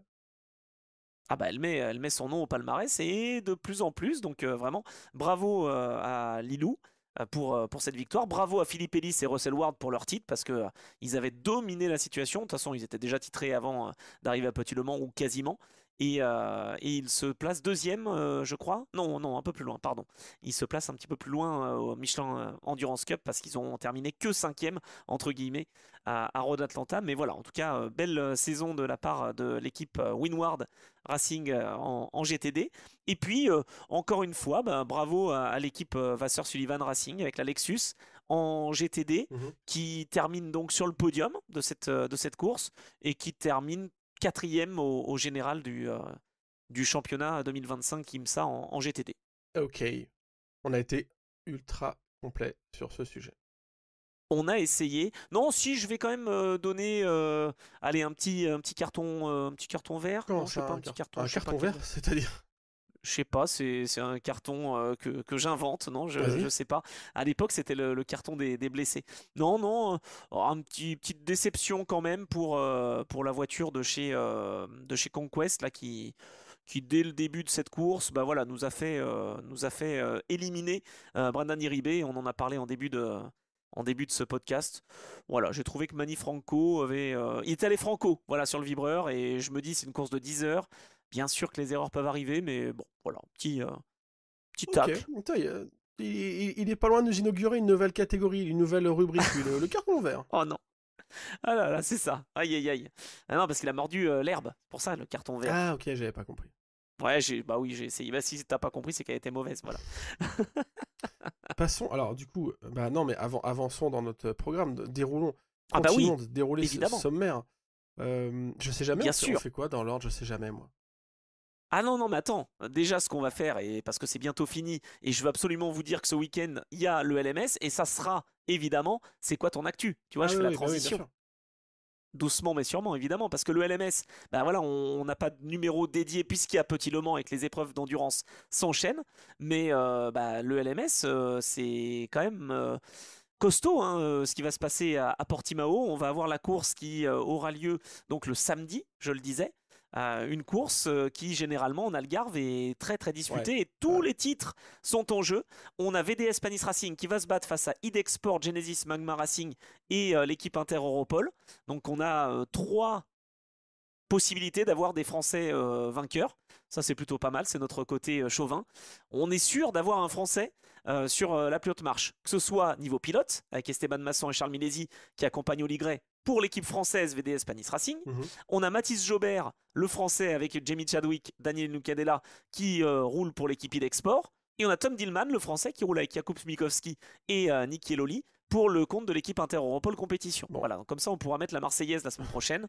C'est bon, tout va bien. Je sais que toi tu vas pas te mouiller, tu vas pas dire si t'as un favori, etc. C'est pas ton rôle. Enfin, non. Tu peux, mais je pense que c'est pas ton rôle. Moi j'adorerais que ça soit. Parce que toi t'as un favori ? Favori, je sais pas, mais j'aimerais bien que ça soit un titre pour Chadwick, Jobert et Yunkadela. Eh bah dis donc, je croyais que tu allais me dire que tu aurais parié sur Tom Dillman, parce que lui l'année dernière il a gagné en IMSA. Il y a son papa évidemment qui nous a quittés et auquel on rend hommage et on continue de rendre hommage à Gérard. Et là avec l'équipe Inter Europol, c'est un peu les poulies d'or. Ils sont 4 fois deuxième depuis le Castellet. Ça serait peut-être le moment de s'imposer à Portimao. Oui. Et s'il s'imposait, eh bien, il pourrait donc reprendre des points et peut-être même décrocher le titre face à VDS Panis Racing. Voilà, je te dis juste mon coup de cœur personnel. Non, mais d'accord. Voilà, je comprends. Moi, j'aime bien les 3 équipes, donc je peux rien dire, mais je ne peux pas me prononcer. Je sais bien, je vous le dis. Non, mais en plus, c'est même pas du chiquet. J'aime trop les 3 équipes, donc il n'y a aucun favoritisme de ma part. Et je suis content quand même qu'on ait 3 voitures pour le gain du titre, parce que quand c'est un duel, j'allais dire, ça peut être plié assez rapidement. Ouais. Là, tu as un trio. Ouais. Et même s'il se passe quelque chose de mal pour l'une des voitures, tu auras toujours encore les 2 autres qui vont se battre. Donc voilà, ça me plaît bien. Donc c'est en LMP2 évidemment. En LMP2 Pro-Am, il y a un petit peu moins d'enjeux. Il y a 2 voitures qui peuvent être titrées. Algarve Pro Racing, évidemment à domicile, ça serait idéal qu'il puisse gagner, avec un Alex Quinn qui a été très très fort à Petit-Le Mans et qui va arriver avec beaucoup de confiance aux côtés de Oli Caldwell et Crichton Lentudis. C'est vrai que pour l'histoire, ça serait beau. Il reste sur 2 victoires consécutives. Et ça pourrait être un titre à Portimao. Mais bon, face à eux, il y a des clients. Il y a AO by TF avec Dan Cameron, Louis Deletra et PJIN. Donc ça va être à surveiller, même si le LMP2 Pro-Am, généralement, prend un petit peu moins de lumière que le LMP2. Oui. Mais ça va être sympa. J'espère que tu vas me suivre, évidemment, ce week-end, mon cher Geoffroy. Bien sûr. Et puis en LMP3, eh bien, le titre est déjà joué, donc là, au moins, il n'y a pas de suspense. CLX Motorsport a déjà le titre en poche depuis l'épreuve de Silverstone. Et d'ailleurs, eh bien, ce titre-là nous fait dire que Clomenil, Jensen et leur petit camarade mexicain Yann Aguilera seront tous les 3, mais en LMP2. Ils ont le titre en LMP3, Adrien Clomenil et Théodore Jensen. Eh bien, ils seront avec CLX Motorsport en LMP2. Et je dois dire que j'ai hâte de voir ce que ça va donner, cet équipage de jeunes l'année prochaine en ELMS, voilà. Eh bah écoute, je pense que la transition est toute trouvée sur c'est quoi ton actu, puisque du coup, ce que tu viens de dire, c'est à retrouver en direct sur YouTube ce week-end. Exactement, bien sûr, et on verra si Lilou Wadou peut s'imposer et être titré en LMGT3 parce qu'elle est en tête avec 12 points d'avance sur la Stone du Racing Spirit of Léman, d'Erwan Bastard, de Valentin Asclot et de Clément Matteux. Et mathématiquement, ils sont encore nombreux à être titrés. Je dirais qu'ils sont quand même 3 à avoir les cartes en main, avec l'équipe TF Sport aussi avec 52 points, donc 14 points de moins que la Ferrari de chez Richard Mille. Voilà, le reste c'est possible, Kessel Racing, Spirit of Race ou encore GR Racing, mais ça part plus loin. On va dire que c'est un long shot pour eux. Voilà. Bon, oui, effectivement, c'est mon actu. Je serai à Portimao, mesdames et messieurs, pour commenter la Ligie European Series, fin de saison, pour commenter la Michelin Le Mans Cup, qui a déjà aussi son champion en LMP3, puisque RAce GP a été titré. Et puis il y aura plein d'autres petites choses à suivre aussi. J'essaierai d'être actif sur les réseaux. Je ne promets rien, mais je vais essayer d'être actif sur les réseaux. Et puis la semaine prochaine, on sera là pour faire le débrief, évidemment. Exactement. Oui. Moi, alors, mon actu de mon côté... Alors moi, j'ai de l'actu cette semaine, pas endurance. Alors, si, il y a un petit bout quand même d'endurance qui te concerne. Il y a, si vous voulez, vous pouvez, au moment où l'épisode est sorti, vous pouvez aller acheter si vous avez envie, même vous abonner carrément à Auto Hebdo. Il y a un double page sur les 10 ans de la Michelin Le Mans Cup, dans laquelle on retrouve une petite citation d'Anthony Drevet, qui est speaker officiel de la discipline. Donc, bien sûr. Depuis, attends, je suis speaker officiel depuis quelques années, mais je commente la Michelin Le Mans Cup depuis que les LMP3 sont là. Hasard, je ne crois pas, voilà. car j'aime beaucoup les LMP3. C'est vrai, donc il y a une double page là-dessus où je reviens sur le rôle de ce championnat dans la pyramide de l'endurance, etc. Que vous connaissez peut-être déjà évidemment si vous suivez ce podcast, mais bon voilà, c'est un petit rappel. Et puis dans ce même numéro, je suis content parce que c'est un numéro qui est assez complet dans le sens où il y a un 4 pages sur la Clio V6 Trophy, donc là rien à voir, mais j'ai fait un article sur ça, voilà. Attends, mais c'est génial, parce que tu sais à quel point, parce que dans Auto Hebdo, moi aussi justement, j'ai eu mon heure de gloire grâce à Dorian Grangier, puisque j'ai eu un covoiturage, et c'était avec une Clio Williams, donc tu sais à quel point la Clio, elle compte pour moi. Donc là, je suis revenu sur la V6 Trophy, championnat qui n'a pas duré longtemps, 5 saisons, mais dans lequel il y avait Jérôme Polican, Tony Beltoise, donc voilà, il y a photos d'époque et témoignages, et voilà, donc on a retrouvé dans le numéro cette semaine. Je suis assez content, parce qu'il y a une page de pub. Première page, c'est l'Alpine Elf Cup Series avec RCC, que j'aime beaucoup et qui ont été titrés champions. Il y a aussi une page sur le Tour de Corse historique sur lequel j'ai bossé la semaine dernière. Donc là, c'est pas moi qui ai écrit, et moi je bossais à la com du Tour de Corse, mais voilà, c'est un numéro complet, quoi, voilà. Donc c'est ça mon actu, écoute, très bien. pour cette semaine. Belle actu. Ouais, et semaine pro, non, pour l'instant, je continue de lancer et de relancer des choses sur le web. Donc il y a des choses en rapport avec les bagnoles sur lesquelles on pourra communiquer dans quelques semaines ou mois, ou vers rétro peut-être, je sais pas, mais voilà. Ah, j'espère. Et puis d'ici là, on va s'organiser pour faire des épisodes spéciaux, des épisodes historiques, parce que là, forcément, pour l'instant, on surfe un petit peu sur l'endurance, parce que les saisons ne sont pas encore finies, et tant mieux, mais elles vont bientôt toutes se terminer. On a clôturé l'IMSA, on va clôturer le LMS ce week-end, on clôturera début novembre le WEC à Bahreïn. D'ailleurs, je serai au commentaire, je vous le dis, c'est mon actu dans 3 semaines, mais je serai au commentaire à Bahreïn sur Eurosport, et j'en suis très content parce que je l'ai appris hier. Donc voilà.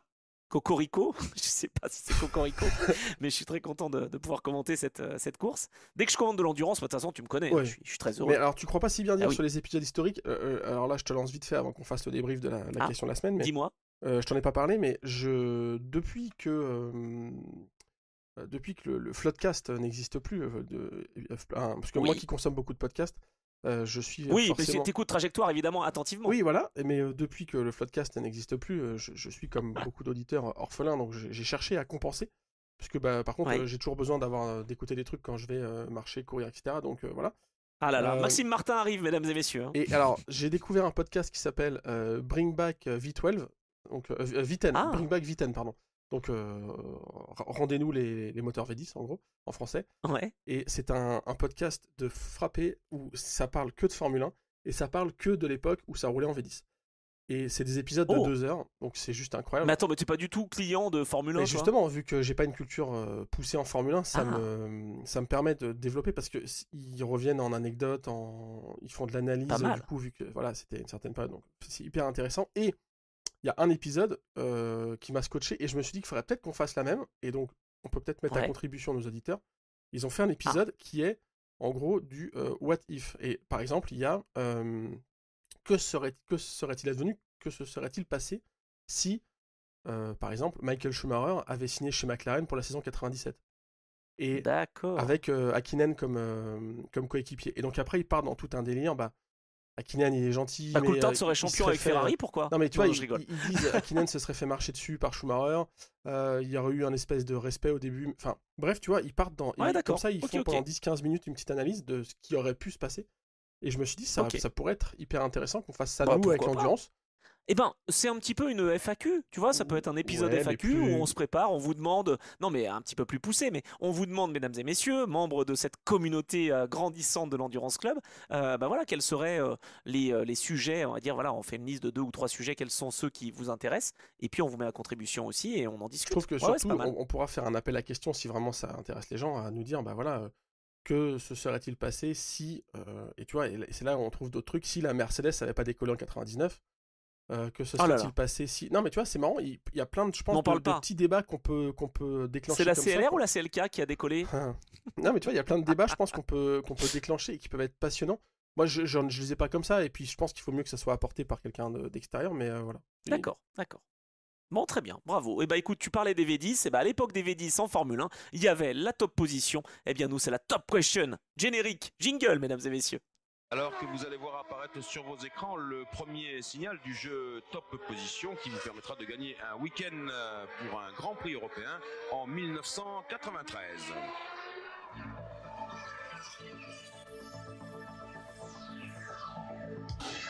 Bien amené. Ah, j'adore. T'avais un peu. Genre, je travaille mes transitions, mais j'ai travaillé toute la nuit pour cette transition. Bien, en plus, on arrive à tenir Bien sûr. Le minuté, donc c'est bon. On est parfait, on est à la minute près, c'est impeccable. Alors, la top question de la semaine dernière, la polémique question. Pourquoi ? Parce que j'ai dit qu'on restait dans l'édition du centenaire. Vous avez tous trouvé, ou en majorité en tout cas, l'équipe Valkenhorst Motorsport qui avait le numéro 100. Voilà. Eh bien, 2 autres voitures, selon moi, avaient une particularité au niveau des numéros. 2 autres voitures ont une particularité au niveau du numéro. J'ai bien parlé, j'ai pas dit sur une déco, etc. Ouais. Et c'est une particularité assez spécifique et je dirais même unique. Alors ça, je l'ai pas dit la semaine dernière, mais justement, je suis resté flou et vague assez naturellement. Bon, alors j'ai eu beaucoup de retours, moi aussi, en DM ou en vrai, parce qu'on me dit, en me disant, mais enfin, franchement, le nombre de numéros spécifiques sur cette année-là, il y en avait au moins 7. Ah bon ? Donc j'ai regardé, c'est vrai, il y en avait plusieurs. Alors donc, évidemment, le numéro 100, on l'évacue. Ça, c'est la Ferrari de chez Valkenhorst. Je vous donne toutes les possibilités que je n'ai pas envisagées, mais qui auraient pu peut-être être parmi celles-ci. Donc il y avait le numéro 24, en hommage à Jeff Gordon, à Hendrick Motorsport, la NASCAR, qui était engagée. Mais enfin bon, le numéro 24, il a été porté 69 fois dans l'histoire du Mans. Donc bon, et puis numéro 24 avec les 24 heures, ça aurait pu être le numéro spécifique, mais honnêtement, c'est pas... Bon, voilà, il a déjà été présent, il a déjà été donné dans l'édition 1923, l'édition 1950 et l'édition 2023. Donc bon, il a été un petit peu très souvent, même d'ailleurs, je dirais, utilisé. Bon, ensuite on m'a dit, et pourquoi pas le numéro 75 ? Oui. Pour les 75 ans de Porsche en compétition. C'est vrai, celui-ci, il aurait pu être valide, mais il a été porté 28 fois dans l'histoire de cette course. Donc, bon, dans mon esprit, je me suis dit, 28 fois porté, oui, effectivement, il y avait les 75 ans de Porsche en compétition, mais je ne l'ai pas retenu. Bon, après, on m'a parlé de 93-94, les numéros de Peugeot. C'est 93, Peugeot a gagné. Oui, d'accord, mais enfin bon, il a été porté toute l'année, enfin, c'était pas spécifique. Après, il y a le numéro 311. Parce que le 311, c'est un numéro un petit peu spécifique et spécial, mais il a été donné plusieurs fois avec l'équipe Action Express Willen Racing. Bon, donc oui, il est spécifique, mais voilà. Je vais donc en venir aux 2 numéros que je souhaitais. Ce sont des numéros qui sont uniques parce que ce sont les 2 seuls dans l'histoire du Mans qui ont été donnés et qui sont au-delà des 900. Et en plus de cela, les 2 ont été donnés une seule fois dans l'histoire des 24 heures. Donc, vous me voyez venir, c'est le numéro 911. Je trouvais ça rigolo parce que 911 sur la Porsche en LMGT-EAM de chez Proton, qui est justement un modèle iconique de chez Porsche, le 911, il a été donné pour cette occasion-là, et c'est la seule fois de l'histoire des 24 heures que ce numéro a été donné, pour l'instant, en tout cas. Donc ça m'a paru assez intéressant de vous le souligner. Donc certains l'ont trouvé, évidemment. Et puis le deuxième, c'est le numéro 923. 923 pour la LMP2 du Racing Team Turkey, parce que c'était la première équipe de l'histoire engagée dans le double tour d'horloge sartois. C'est la première fois de l'histoire que le 923 est donné au Mans. Et je pensais que c'était un hommage à la première édition de 1923. Non, c'est en lien avec la Turquie, non ? Et voilà, sauf qu'en fait c'est en lien avec la Turquie, parce qu'en 1923 justement, la Turquie, je crois, était indépendante, c'est ça ? Si je dis pas de bêtises ? Alors j'ai plus le truc exact, mais oui, en tout cas, il y a un lien avec il y a un lien avec la Turquie, ça c'est sûr. Mais il y a eu un lien avec la Turquie. Et donc voilà pourquoi j'ai donné au-dessus de 900. Ok, non mais voilà. Exactement. Et tu vois, je parlais des numéros au-dessus de 900, et surtout, les 2 numéros ont été donnés une seule fois dans l'histoire des 24 heures. Le 911, tu vois, j'aurais cru que... Mais oui, en fait, c'est vrai qu'à une époque, niveau numéro, ils étaient beaucoup plus frileux et ils osaient moins... C'est ça. On était même à une époque, les P1 étaient cantonnés de 1 à 25 ou un truc comme ça. Après, on faisait les P2 et après, on faisait les GTE. Ah ok. Tout à fait. Il y avait les C1 aussi, qui avaient les numéros 100, etc. Oui, c'est vrai. Mais voilà, donc c'est pour ça que je voulais, donc certains ont trouvé quand même, hein, je saluerai Maximilien, mais lui il m'a donné tous les numéros spéciaux qu'il avait en tête. Ah ça c'est un historien, hein. Mais bon, Maximilien, voilà, j'attendais les 2 numéros que j'ai cités, et pour ces 2 raisons-là, la raison était un peu, allez, facultative, mais en tout cas voilà les 2 numéros. Vous êtes d'accord maintenant que vous avez la réponse. Après, numéro donné une seule fois, numéro au-dessus de 900 et numéros qui sont entrés dans l'histoire des 24 heures. Moi en message privé, Endurance Legend m'avait suggéré, il croyait que tu cherchais effectivement que les numéros à 3 chiffres, parce qu'il y avait aussi les Glickenhaus et il y avait oui, les Glickenhaus, elles n'ont pas été engagées une seule fois. Oui, et il y avait la Ferrari de François Perraudot qui basculait avec le 183 aussi. Elle n'était plus seulement en 83. Tout à fait. Tout à fait. Non, ça aurait pu être ça, donc je suis d'accord, mais c'était plutôt sur le fait que ce soit des numéros uniques, portés une seule fois, et en plus ils étaient au-delà de 900. Voilà. C'est beau. 24H Panos 81 qui, voilà, en hommage peut-être à Petit Le Mans évidemment et à Don Panos, nous a donné les réponses, et lui avait opté pour 75, le 75 de la Porsche et le 923. Voilà, donc c'était pas loin. Voilà, il a aussi cité les 24 et 911, mais les premières réponses étaient 75 et 923. C'était un bel effort, mais voilà, ça n'était pas complet comme réponse que j'attendais. Mais merci en tout cas de répondre toujours aussi nombreux à ces numéros de Top Question. Et je crois que ça vous plaît. Et ben nous aussi, ça nous plaît, Geoffroy. Exactement. Et du coup, puisque tu es un petit peu léger, on va dire, hein, sur les questions, enfin, tu les poses mal. J'ai l'impression que tu les poses mal. Non, mais je veux pas. Voilà, c'est moi qui le dis. Ouais, mais je comprends. Je te propose de prendre la main. Je te laisse la poser. Je te propose de prendre la main pour la question de cette semaine. Et Allez. elle va concerner Lilou Wadou, donc qui, on l'a dit, a gagné au Petit Le Mans. Oui, première fois depuis 2005 qu'une femme s'impose dans une catégorie à Petit Le Mans. Ouais, à Petit Le Mans, exactement. Et donc, elle compte 2 victoires maintenant en IMSA.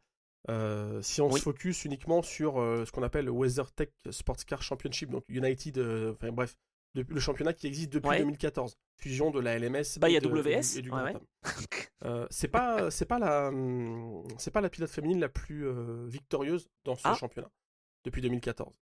Il y a en fait 2 pilotes qui ont gagné plus qu'elle. On vous demande lesquels. Ok.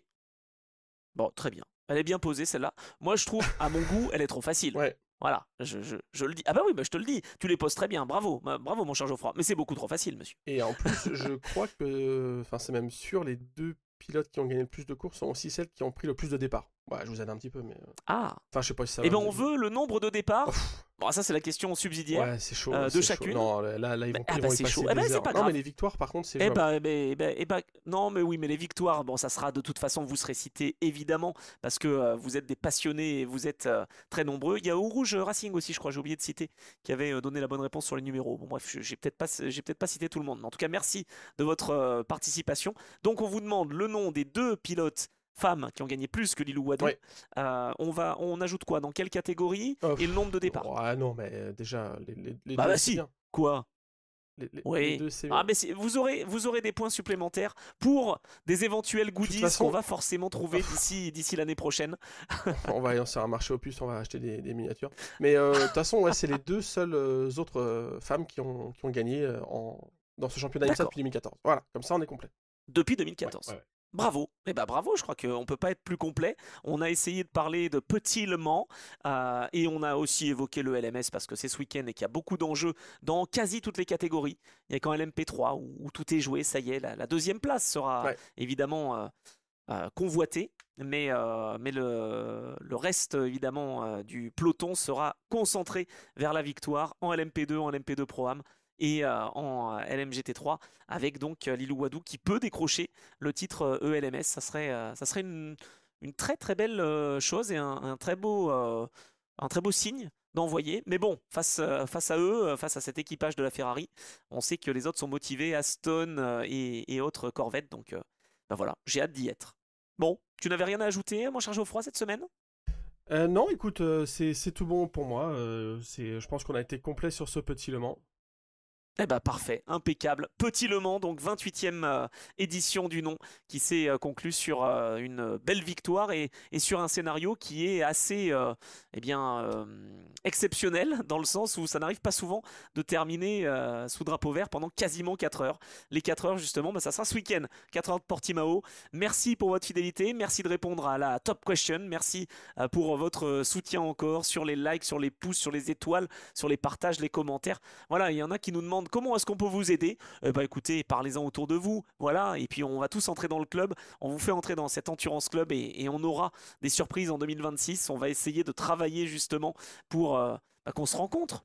Et en vrai, c'est toujours mieux que par l'ordinateur interposé. Donc voilà, je vous remercie, je te remercie, mon cher Geoffroy, et on se dit à la semaine prochaine. À la semaine prochaine pour le débrief LMS notamment, carrément. Exactement, pour le débrief de ces 4 heures de Portimao. Donc vous connaissez l'adresse, si vous voulez faire partie du club, de cet Endurance Club, eh bien vous savez où nous retrouver toutes les semaines sur les plateformes et sur YouTube. Ciao ciao.